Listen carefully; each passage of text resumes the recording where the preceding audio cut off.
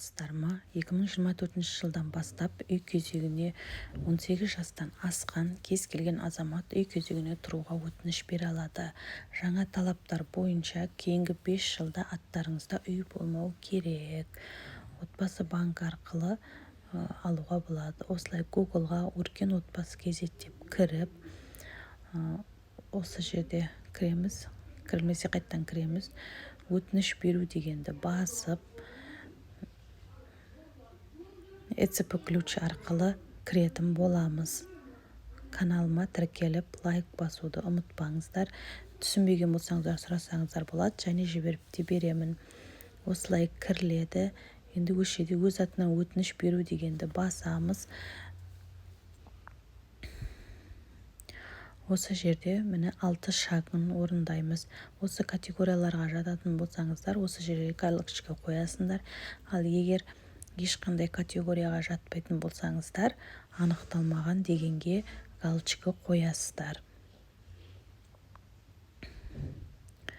Төмен қарай түсіп, егер сізде бұзылған үйіңіз болатын болса, соның документтерін салып, астында дәлелдеу арқылы жіберуге болады. Осылай келісемін деп ЭЦП ключ арқылы подпис қоямыз. Яғни сен туралы барлық ақпараттарды жинау, үйің бар жоқ па тексеру жөнінде осылай сіз туралы данныйларды жинайды.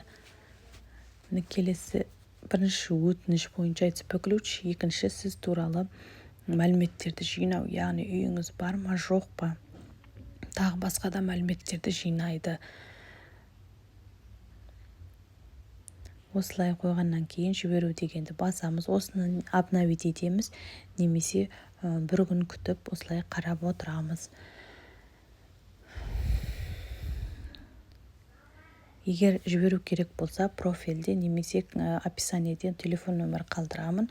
Хабарлассаңыздар болады, жіберіп беремін. Міне осылай қайтадан кіреміз екінші күні. Қайтадан кіргеннен кейін міне өтініштер дегенді басқан кезде міне осылай бірінші міне сәтті деп шықты. Тағы да шамалы уақыттан кейін тағы да кіріп осылай қарап отырамыз. Міне тағы да кірдік. Міне бізге уже үйге аяқталу деген шықты. Төменде жүктеу дегенді бассаңыз, осылай сізге хабарлама шығатын болады. Осылай үйге